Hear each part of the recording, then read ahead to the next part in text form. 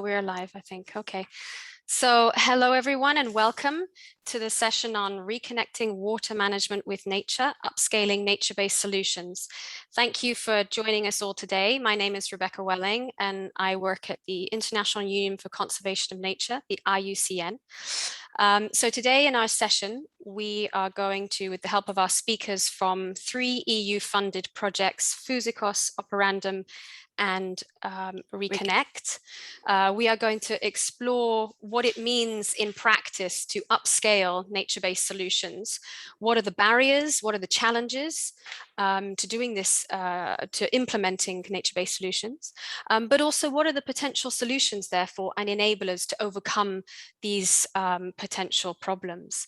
We're going to be doing this through a presentation, a short little video, and then a facilitated panel discussion where you, the audience, will afterwards have an opportunity to ask the panelists some questions. We will be doing this through our Pathable chat. So please, as you are listening to the speakers talk, please share your thoughts, comments, and questions on the Pathable chat, and we will be able to retrieve them and read them out to the panelists as we go.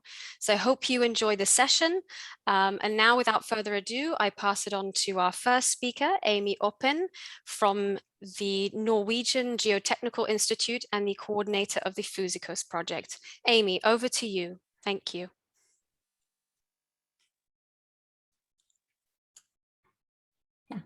Thank you very much.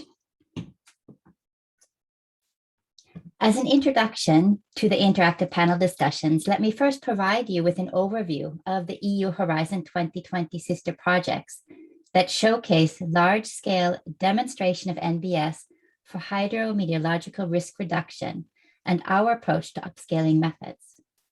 We are 3 sister projects representing partnerships between researchers, industry, and public agencies.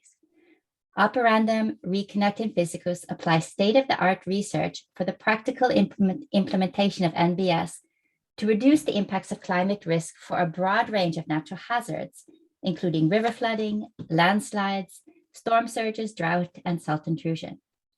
We do this through co-designed, co-developed, and demonstrated NBS.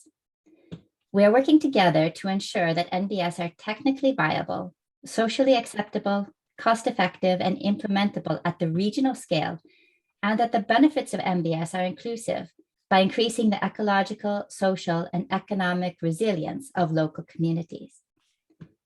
This map provides an illustration of the geographical distribution of the demonstration sites for all 3 projects, where there is practical implementation of NBS at a variety of climatic, geographic, socioeconomic conditions, cultural profiles, and governance structures. In total, we are working at 25 demonstration sites across Europe, as well as sites in China and Australia. In addition to these demonstrator sites, Reconnect has an additional 4 European collaborators and 12 international collaborators located in the United States, Peru, Colombia, Brazil, Thailand, Malaysia, Myanmar, as well as China and Australia. Next.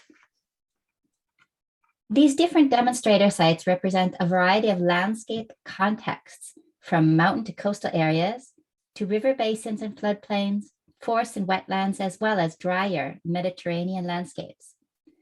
At each of these sites, a variety of NBS interventions have been or are being selected and implemented. The diversity of the Nbs typologies being implemented is essential for building resilience to climate change. Diversity makes an ecosystem more resilient by increasing the ways the system can meet a disturbance and recover more quickly. And for our projects, this means that at each site, we have more than one NBS, and that at some sites, the NBSs work in tandem with traditional infrastructure to create multiple benefits and especially improve biodiversity. The portfolio of NBS typologies include reforestation and revegetation of riparian forests and riverbanks, the removal of dikes and flood barriers, the creation of retention basins and ponds, the establishment of infiltration trenches, as well as the use of buffer strips, to name a few.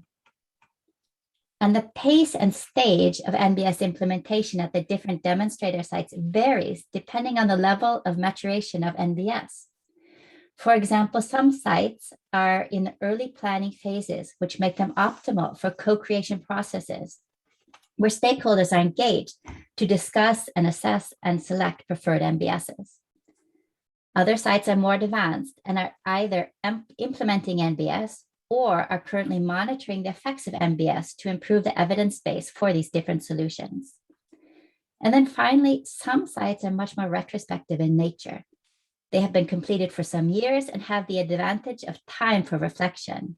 And this is optimal for learning. All of our projects make use of the experience gained from the more mature demonstrator sites, and they transfer this NBS knowledge to new locations, which is the backbone of our approach for replication and upscaling of NBS.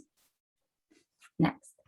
So before we move on to the panel discussion, it is useful to define these concepts of replication and upscaling in the context of our projects. And by replication, we mean that a specific NBS, which is very simply illustrated with this location icon, is implemented somewhere else. You can go ahead and click on again. One more click. And in other words, so we have an Nbs typology that is used at one location, is implemented at another location that perhaps has similar landscape characteristics. The term upscaling, on the other hand, indicates a spatial increase in size as well as process. There are many examples of NBS that have been implemented at smaller local scales, especially in urban areas. The size of these NBS can be increased to cover larger landscapes and subsequently increased to the regional, national, continental, and finally global scale. Upscaling with regard to process is also important, as land use planning, landscaping, and territorial policies facilitate upscaling.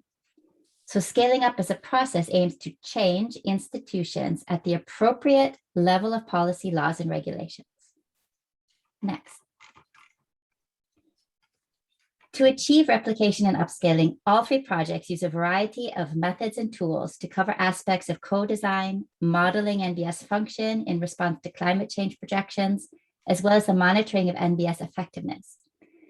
Here is an illustration of a few selected tools that are being applied to help assess and identify potential NBS interventions at scale. Reconnect has a toolkit for replication, which applies geographical information systems to identify optimal land area coverage for a specific type of NBS. Operandum has developed a comprehensive data platform for collecting all characteristics of NBS from many different types of case study sites. This is a resource for assessing and selecting the implementation of NBS at a new location, as well as increasing the scale of smaller interventions that have proven to be successful. Physicus has assessed enablers for NBS implementation, a prerequisite for replication and upscaling at any location, as the enabling processes that support NBS can be more complex than the technical solutions themselves. Next slide. In summary, Reconnect, Operandum, and Physicus have a close collaboration to leverage synergies and use our critical mass to create more impact, to increase upscaling and uptake of NBS for climate risk reduction. We hope this introduction provides a backdrop to frame the forthcoming panel discussion. This presentation will be uploaded to the document file, and it includes links to each of our projects, and I invite you to visit the websites for more details. But first, let us explore more aspects about replication and upscaling. And with that, I would like to introduce Claire Warmenball, the Communication Manager at IUCN and at the Reconnect project. Thank you. Thank you very much, Amy. Thank you, much appreciated to highlight the different aspects of NBS and the three sister projects. I just wish to briefly show a short video of what Reconnect is all about. There is a saying that says images say more than 1,000 words. So a few images here to show what the project is about before we go into the panel discussion.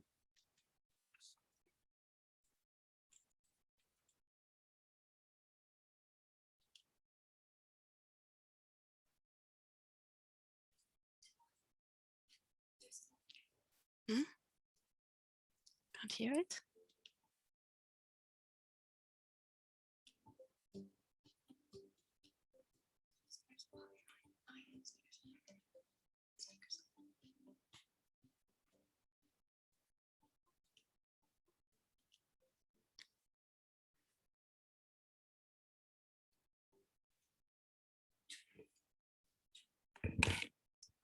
Okay. Better?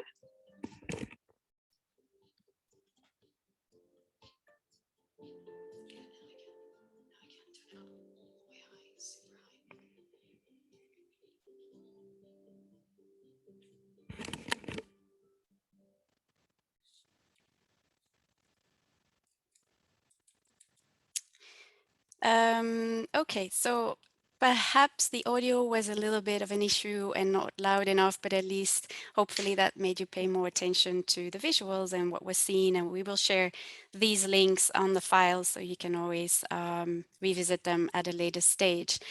So I am now going to pass on the floor, the digital floor, to Zoran Vojinovic. He is the coordinator of the Reconnect project, as well as professor at IHE Delft in the Netherlands. And he is going to facilitate the panel discussion that will take over the next 20 minutes, 30 minutes of this session. Over to you, Zoran. Thank you very much, Claire. I hope you can hear me well. Yes, I will be facilitating the panel discussion with our panelists. And our panelists today are Anna Skolaberg, Senior Research Associate at the University of Geneva, Diana Dushkova, Senior Researcher at the UFZ, Helmholtz Center for Environmental Research, Leipzig, Paolo Ruggieri, Junior Assistant Professor at the University of Bologna, Turid Wolf Knudsen, International Advisor in the Innerdet County Authority, and Ingrid de Boer, who is the former director of the Room for the River program in the Netherlands and also advisor of the Reconnect project. So we start with some quick, short questions. First with Ingrid, who happens to be sitting next to me. So Ingrid, in the Netherlands, it is known that there is a tradition that combines the best scientific knowledge and practice with the knowledge of the local contexts. So in case of Room for the River, how was that approach applied, and what can you share with us? Well, thank you, Zoran. I think I should start at explaining a little bit what the Room for the River program is all about, because I don't think that the audience is very familiar with it. Let's go back in time a little bit. In 1993, in the winter, we had a very high discharge coming down the rivers Meuse and Rhine from abroad, Belgium and Germany. And a large part of the embankments of the river Meuse were flooded with a lot of damage. And it was an event which happens in 150 to 100 years. We had all forgotten about this danger because the last time we had such a flood was in 1926. So after 1993, we thought, well, we are good for the next 50 years. But again, 2 years later, in 1995, we had an even larger flood coming down the Meuse and the Rhine. And it was not clear if the dikes would be strong enough to keep the water in the rivers. So it was decided to evacuate more than 250,000 people living in low-lying areas along the rivers, as well as 1 million of livestock. It was a big, big operation. And then the people and the politicians decided, never again. Of course, never again, you can't say, but let's do something about this danger. And instead of taking the traditional solution to strengthen the dikes and to hasten the dikes, it was decided that then the danger, if something would go wrong, would be even more severe, because the low-lying area sometimes is more than 5 to 6 meters below the level of the river. So it was decided to increase the discharge capacity of the rivers by giving more space to the river. And then the program Room for the River was born. In this program, there are two aims: to increase the safety for 2 to 4 million people living in low-lying areas, but also in those areas where you take these measures to increase the spatial quality so that the local people benefit directly from the impact of the project. All in all, there were 40 projects along the 3 branches of the Rhine, and it is a multi-level government solution.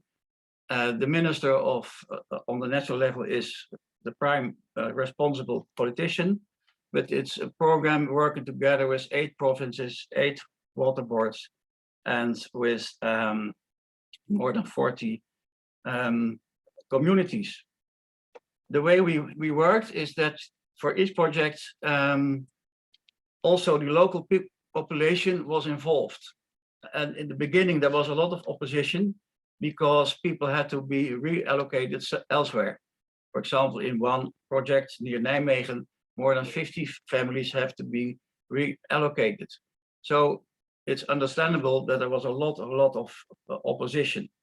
But by involving the people in making and designing in a co-design process, to actually make the project, gradually this has changed from opposition to acceptance, and in the end even sometimes some pride.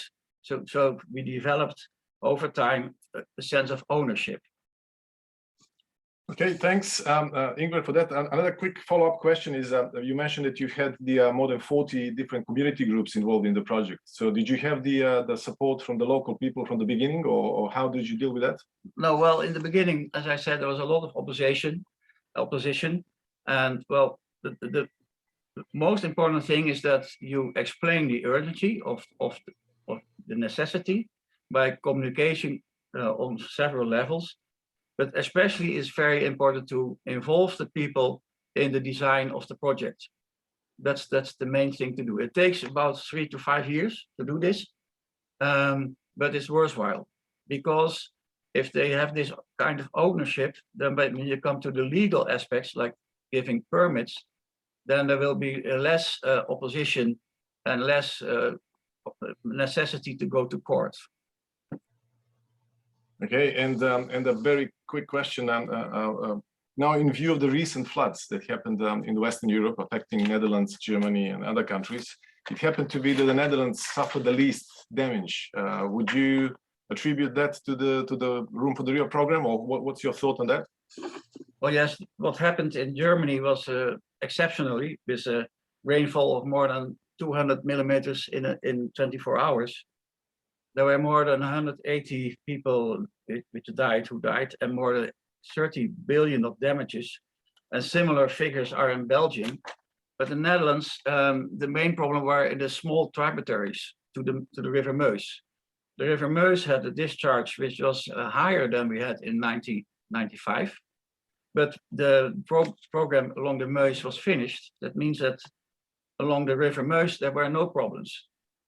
To be sure, we have had evacuated some people in the town of Maastricht, but that was more better safe than sorry measure. And after 20 hours, people could go back to their homes and nothing happened. So the damage was in the smaller tributaries, but not in the River Meuse, thanks to the program for the Meuse itself. So that was the proof of the pudding is in the eating, and it proved to be effective. Thank you very much, Ingrid. That's a very nice observation. And then now I would like to target my next question to Diana, which relates to the barriers and enablers. Diana, would you be able to share with us your thoughts about the uncertainty related to the functionality and performance of NBS, which is one of the typical barriers, and what efforts would be needed or approaches would need to be undertaken in order to reduce the skepticism of NBS implementation at the large scale? Diana? Good morning to everyone. Warm greetings from rainy Leipzig. Thank you, Zoran, for the question, and thank you for inviting me to attend this very interesting session.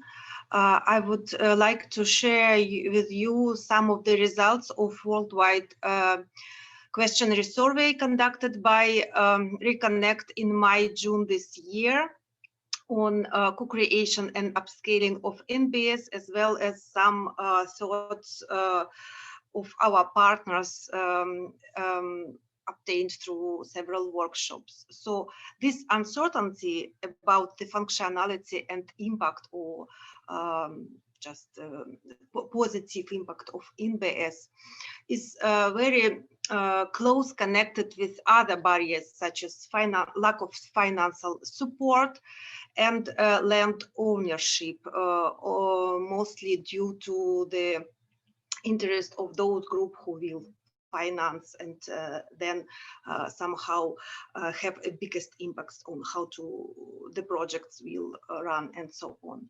And other barriers also can impact this uncertainty. For instance, lack of effective citizen involvement, limited knowledge base about NBS, and all related challenges with monitoring and evaluation of NBS impact. And in order to better understand these barriers, it is important to investigate risk perceptions among the different actors. Their views, perspectives, and opinions regarding the particular problems which NBS is aiming to solve. And we also understand from our results, which we got from the survey and from the partners with whom we are collaborating, that co-creation approach is one of the best solution to raise the awareness about the effectiveness of NBS, and at the same time to make people sure that NBS is the best solution in comparison with other traditional or gray solutions which are already existed in these local settings.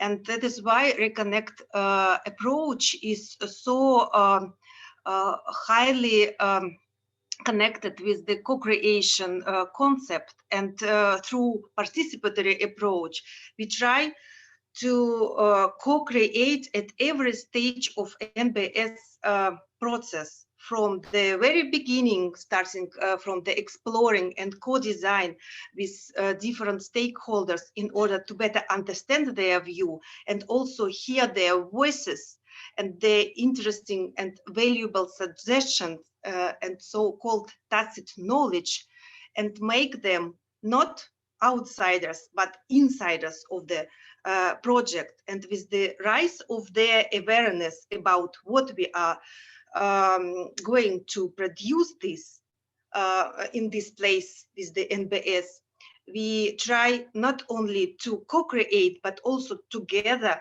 co-produce new kind of knowledge, and which later can produce new rules, laws, and new concepts, so-called social innovation.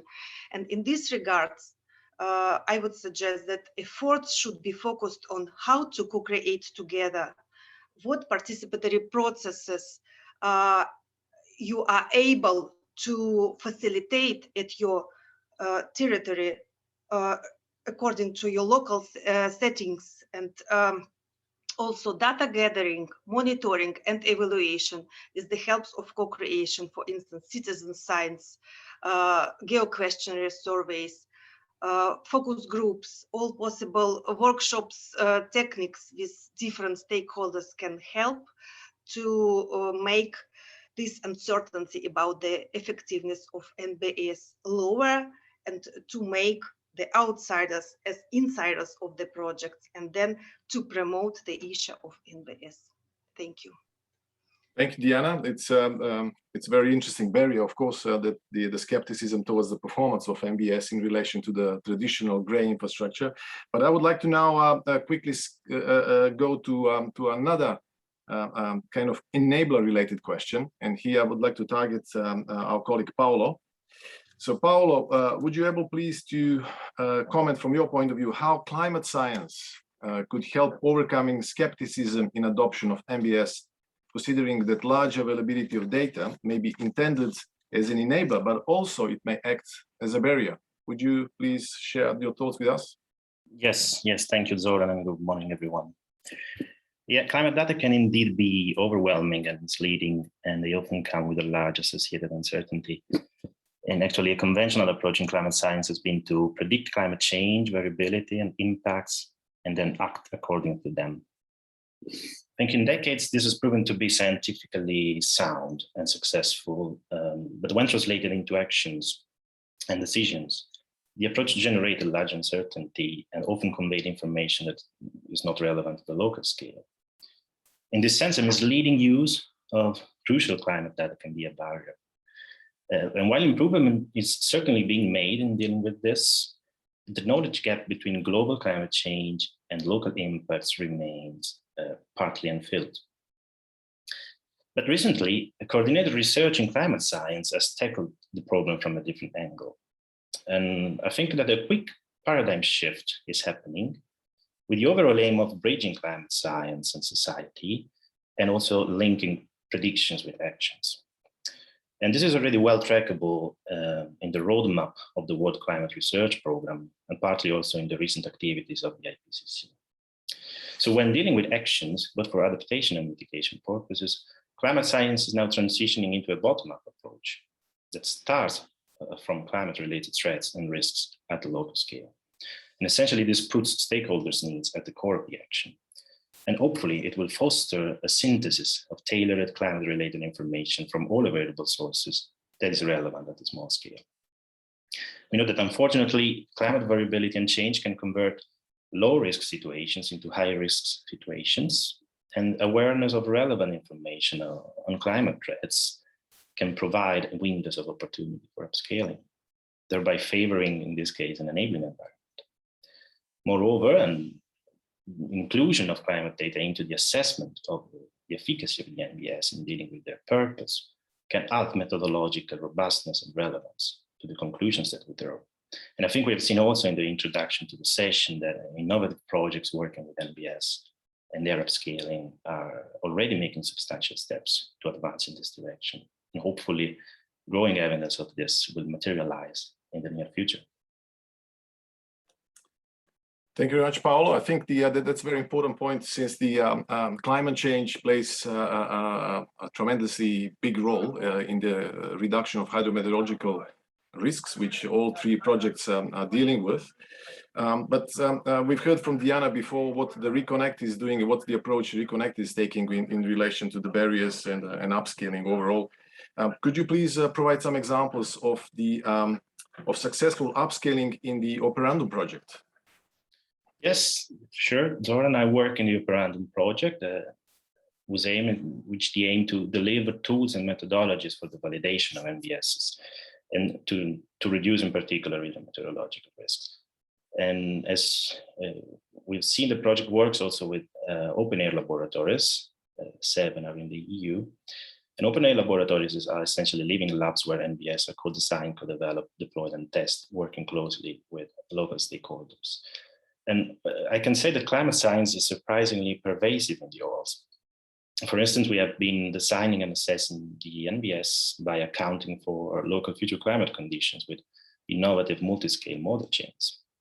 But also on the other hand, by leveraging on the work of the ORs, we are able to provide estimates of the potential of specific nature-based solutions to reduce some impacts of climate change, also by generalizing their application at the continental scale, at the EU scale. And I think this is essentially an example of the bottom-up approach that I mentioned, that starts from the local information and stakeholders and ends up with a large-scale climate-related information. Thank you very much, Paolo. I'd like to now move a little bit discussion towards the governance aspects. And since all three projects are dealing with nature-based solutions for the hydrometeorological risk reduction, and obviously there are multiple benefits that this NBS need to address. So the requirements from the nature-based solutions is that they are not only multi-scale, but also applied to different sectors, and they are also adaptive, robust.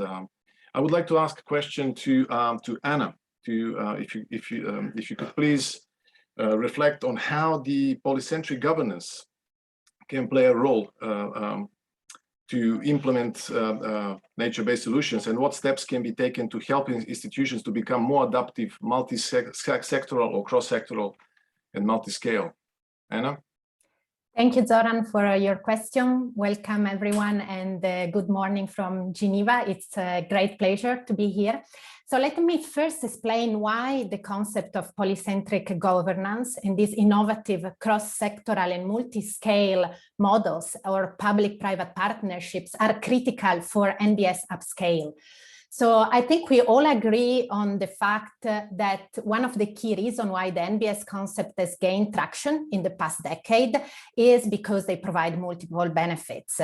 Amy also stressed this aspect. They can deliver nature-based solutions not only on climate adaptation, but also on climate mitigation, biodiversity, human and social capital, well-being.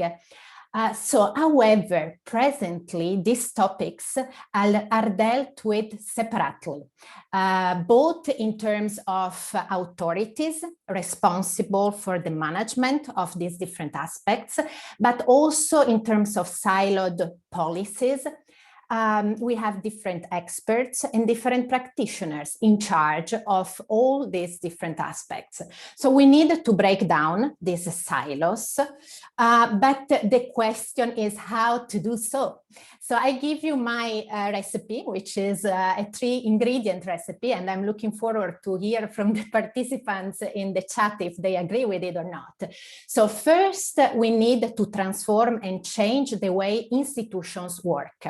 So we need for the public sector mandatory binding cross-competing priorities for NBS implementation across different agencies that do not usually work together.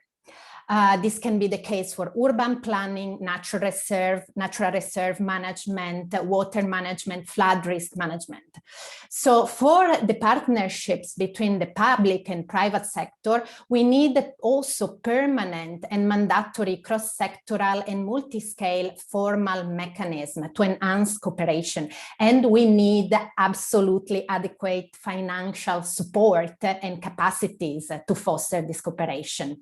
Examples can be nature-based solution offices, nature-based solution hubs, local nature-based solution policies, integrated planning efforts, and improved integrated planning effort. The second ingredient, we need to impact and transform legislation.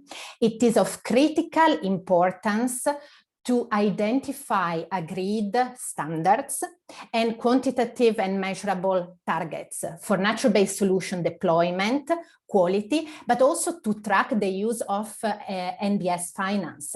So in order to get there, we need, of course, more research and agreement on these standards and quantitative targets. But once these standards are established, and we have already many of them for several sectors, we need the political will, especially at the national level, the political high-level commitment to implement them into the legislation and to make it mandatory and not voluntary. We have several examples of good practices at the national level, but most of them are voluntary. Third, we need to transform policies. So we especially need to increase the coherency of separate and often siloed policy agenda.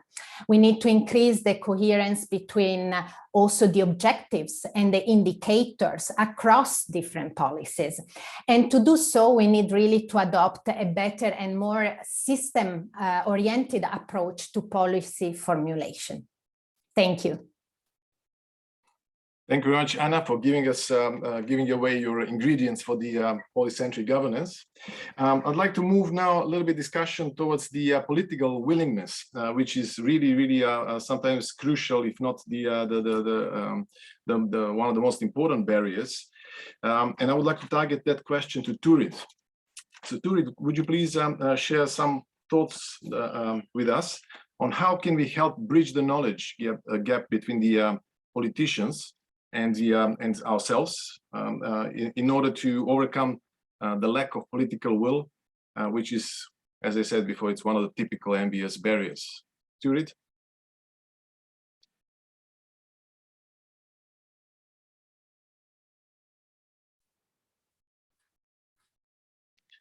She has to shut up.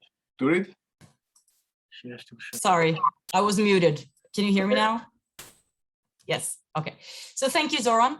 As a public servant from Innlandet County in Norway, which is then the regional political level, I know quite a bit about a day in the life of an average politician at the regional and local level. Anna was talking about the national level, but I would also like to say that the local and regional level are the ones you need to reach in order to see concrete changes on the ground. So with the aim of providing politicians with the knowledge that they need to make in order to make good decisions about nature-based solutions and climate adaptation, it is helpful to first understand their specific circumstance. And most of them are not full-time politicians. They do this on a volunteer basis, which means that they read proposals and policy documents, usually late at night, after a long day of work, after the kids are in bed and these things, and then they have to read a lot of documents. So but on the other side, you have the full-time politicians, but they have usually very extensive portfolios. They have a lot of responsibilities and a lot of diverse information that they need to master. You need to get through the, I guess, all the different attentions that they need to keep. So nature-based solutions, although they can be traced back hundreds of years, as a comprehensive concept, it is relatively new, and it's certainly relatively new to politicians in my organization. And in Fysikos, one of the goals has been to raise the awareness of decision makers to enable them to adopt good practices. And if the goal is to see more nature-based solutions implemented, then the people who adopt these measures and those who are going to build them, they need to have a good grasp on what nature-based solutions are, why they matter, and how they can be built. So we knew that, that to get through to these politicians, given how their day looks like, given their diverse and often massive workload, we had to keep it simple. We also knew that visual tools can be quite effective. So when we were producing our learning arena, we decided to produce a learning platform based on virtual reality, which we called Fysikos VR. And VR is much more than adrenaline and games, which is what it's most known for, I guess. Pilot studies show that VR is an extremely powerful pedagogical tool. It can empower the user to learn complex concepts in relatively short time, which is perfect for these busy politicians. In our case, the platform shows 4 different challenges and 4 nature-based solutions to each of these challenges in Norway, Italy, France, and Spain. You are taken to locations, therefore, all over Europe to see concrete measures, all in 15 minutes. For politicians who are used to reading hundreds of pages of documents before every meeting, that is literally a nice change of scenery. In the development phase of this platform, we tested the work on a political user group to get feedback, both on how easy or challenging it was to understand both the technical aspect of the platform itself and the key messages we were trying to convey. And this enabled us to fine-tune and tailor the product. Our vision has been to empower people to make sustainable decisions on nature-based solutions using new digital realities. We did not limit our target group to politicians and decision makers because we believe this learning platform is just as important for citizens in general in the spirit of true democratic debate. General discussions around climate and environment is not or should not be limited to the people in power. So we want to reach everyone regardless of their background and education levels, and visual tools are perfect for that. I think that you will find a teaser for this platform in the chat. Although the 2D version will not give you the full immersive experience, you will get a feel for what we are trying to achieve here. But in general, the Fysikos VR platform will very soon be available in Oculus Quest as an open access app. So I would encourage everyone who's interested to check it out. Thank you. Thanks very much, Turit. Thanks for letting us know, giving us your views on how to empower politicians and how you deal with such aspects in the Fysikos project. So we've heard so far from Ingvar how to combine the best scientific knowledge with the local context and cultures. From Diana, performance of NBS versus grey infrastructure and uncertainties. Then Paolo, the role of climate science. Anna shared with us some of the ingredients for political polycentric governance. to just address the political will. But I would like to now target another question for Anna about the business and financing models, because we may do a fantastic scientific job or otherwise, we may not, if we don't have proper financing models, we may not be able to implement these measures. And this is often seen as one of the biggest barriers. Anna, would you please share with us some of your thoughts on the aspects of financing models? Yes, Zoran, finance is really critical, and there has been a lot of discussion around this topic. Let's start from where we are now, and then let's see where we want to go. First of all, at the moment, NBS are primarily public funded. A recent report from UNEP establishes that almost 86% of nature-based solutions are funded by public money, basically. And the question is, on the one side, can we expect a similar trend if we really want to upscale nature-based solution? So on the one side, there are advocates of a stronger role of the private sector for financing and upscaling nature-based solution. And in some cases, also the creation of nature-based solution markets is advocated. But how can we enable that? First of all, during our policy business forum in the Fusicus project, this is an initiative which brings together policymakers and representatives from the business sector to discuss, indeed, how can we mainstream nature-based solutions, how can we upscale them. We had some inputs, several actually inputs from the public and the private sector representatives, and the business representatives, they were maintaining the importance of establishing an NBS project preparation facility and a user-friendly benefit and co-benefit catalog specifically focused for the private sector. They maintain that this is missing at the moment, especially in some countries. Another issue is also linked to the procurement processes, and there is extensive research going on how we can change public procurement processes for nature-based solutions. How can we make them different from public procurement processes for gray solutions? So, however, we have also to recognize that while in the sector of climate mitigation, the role of the private sector is really remarkable even at the moment, the same is not true for climate adaptation. And there are many good practices, however, that are emerging.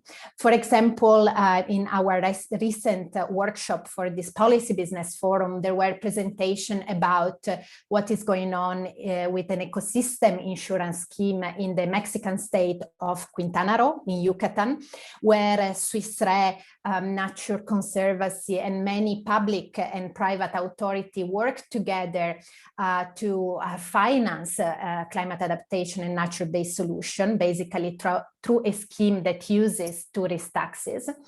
And many other innovative private blended models for financing nature-based solutions are emerging. We have examples of payment for ecosystem services. We have examples of collective investment schemes, stewardship schemes, tax rebate, subsidies. So let me finish now after presenting this example with 2 points.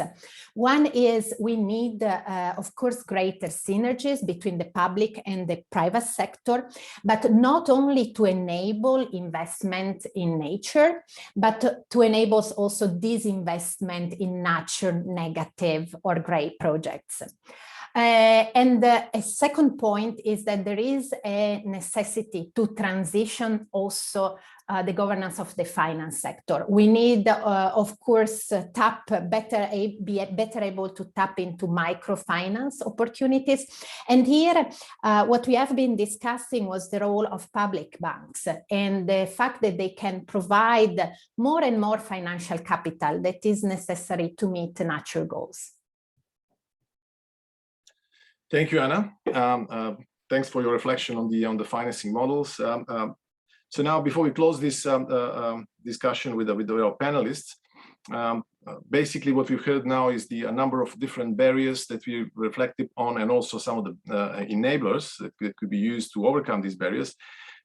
One of the conclusions from this can be that we certainly cannot approach implementation or upscaling of NBS in as one solution fits all type of approach.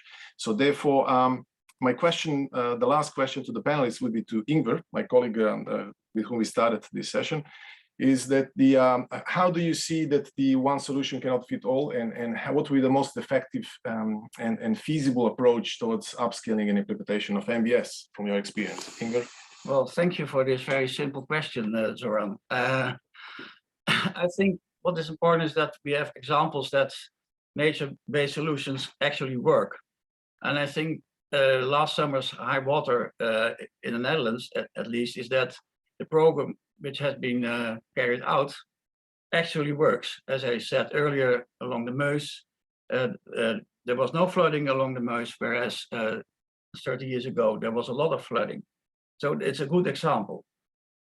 Secondly, each project in such a big program is asked for a tailor-made solution, taking into account various aspects of nature, ecology, but also recreation, looking at people, also at the economy, also look at cultural heritage. All these aspects are important. So what you call multifunctional. That means that you have to work also cross-sectoral and get out of your silo, so to speak. To do that, the best way is, in our experience, that you create co-design with the people affected, living in that area. So you have to do that together with the people who live there, with the NGOs, but also, of course, with the responsible authorities. Very important is that you understand the needs and interests of the people affected, not only in a financial way, but especially in an emotional way, because these processes can take more than 10 years and give insecurity. They don't know what will happen, if they have to move from their home or not. So it takes, you have very intensive communication is very important. But of course, also, we have to stress the urgency to create awareness. And for that, it's very important that you have strong leadership. I think about the urgency with the events of the last years, especially also last year, with forest fires all over the world, with floods all over the world. I think the urgency is clear. And also the latest report of the International Panel on Climate Change is really very clear. But we have to stress the urgency and to take action now. Thank you. Thanks very much, Ingvar. Of course, I've given you the easiest question because you have implemented about 39 of these projects across the Netherlands. So I'm happy to hear your views on that. And this will complete our discussion with our panelists. And I would like to hand over now this to our colleague Jimena from IUCN for taking the questions from the audience. Jimena? Yeah, hi, Soren. So we got many interesting questions from the audience. I will read them to you. It's about 3 questions, and then I'll leave you to facilitate the answers. So the first question is for Diana. It's related to co-creation and co-design. And the question is, were there any instances of conflicting voices, choices, and how did you address those? The second question, it's more related to financing these NBS solutions. So how to incentivize stakeholders, especially in developing countries where the private sector is concerned, and if green bonds are a viable option to finance NBS. The third question, it's about insights into the monitoring of changes through mid to large scale NBS. So it's more addressed to Paolo from Operandum team. And it says, would you be able to share some reflections on knowledge generated from the open air labs? That's it. So Soren, thank you. Over to you. Okay, I would like to now hand over this part of the session to our colleague Silvana Di Sabatino, who is the professor at the University of Bologna and who is also the coordinator of the Operando project, to sum up and wrap up this session. Silvana, do you hear me? Yeah. I thought that maybe Diana, Paolo wanted just to brief respond to the questions, or I would like to have at least a few keywords, and then those the three of you that had a direct question, maybe short sentence in replying before I do my closing up. Yeah. Yes. No, please. May I start? Yeah. The first question was for you. Co-design. Thank you for this very interesting and very important question of conflicting interest when we co-create on Nbs process. The problem can be solved when we are working with different stakeholders, not in the normal settings, I mean, outside of their offices. For instance, by applying of transect works where we all cooperating, speaking, they not simply inform us, but they are involved and engaged in this dialogue. And if they become our experts, not like somebody who outside, but will be inside, this conflicting interest step by step will be lower, and different tools are presented, and they can be found in our manual produced by Reconnect, and will be available freely accessible soon. Good. Second question was for Anna, maybe, on finance. Yes, thank you. So it was about finance and green bonds that have been established in 2009 from the World Bank, and since then have been extremely successful. So certainly these are also a tool to finance nature-based solution together with resilience bonds and other type of bonds. However, there is a wider portfolio of financing tools that can and should be considered by investors and by the private sector. And exactly in this direction, there was this comment of the generation of Nbs project preparation facility. There are already some good examples of those, but we need more of this. So for the private sector to be aware of the options and the opportunities, we need also, as I mentioned, a reform on the side of those who can provide the credit, like the public banks. And this is also changing dramatically in the past few years, with the critical role, for example, of the European Reconstruction and Development Bank and many others public banks. So just a few comments. I keep it short because I know we have no time. Thank you for the question. Thanks, Anna. Paolo, your last question for you. Yes, very briefly. I think OALs are the multidisciplinary environment where the Nbs are co-created and tested. And the output is, in a word, science-based evidence, if you want. So input modeling, monitoring data, risk analysis, ready to be used by synthesis tools or web services. That's very good.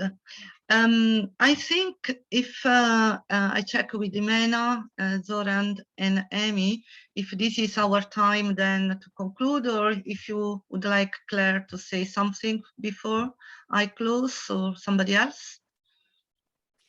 Perhaps I can just say that all the questions are in the chat here and on Pathable as well. We've got 6 really good questions, and unfortunately our time is squeezed because we have closing remarks from Silvana Di Sabatino now.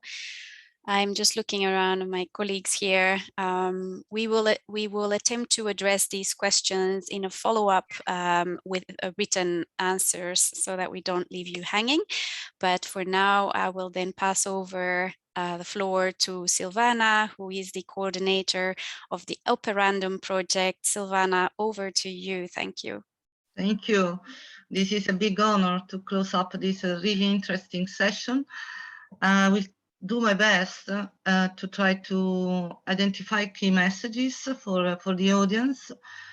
But first of all, I would like to say that in comparison to our, let's say, 3 years ago, 4 years ago, we are a long way into understanding the role of natural-based solutions. It is very important that when we talk about natural-based solutions and then their ability of really being effective into mitigating hydro-meteorological risks is really in our hand. We have seen, and it is some of the key points to remember. First of all, we need a knowledge base somewhere. And through the projects, to the examples that we have driven together in these 3-4 years, we have now hundreds of examples that have been analyzed, and there are embedded processes of co-creation that and co-implementations that have been formalized. So an important idea for I hope for the audience is that we have categorized and formalized the way of doing co-creation, how what is the formal structure of diminishing conflicts, as Diana was mentioning. This is a key point, but also we have evidence of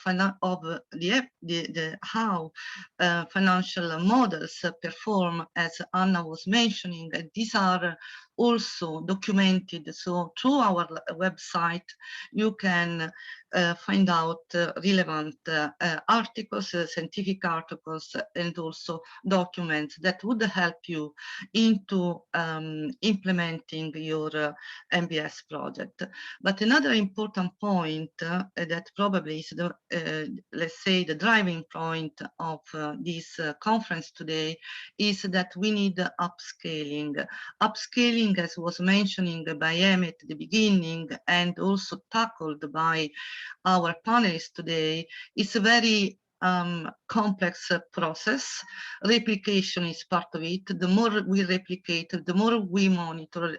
And when we intend to monitor is not only has geophysicists intent, just measuring, but also measuring at a social level, but also at the economic level. And this is extremely important to consider, that we need to have those elements in hand. So upscaling then will go, has gone in a long way since 3 years ago.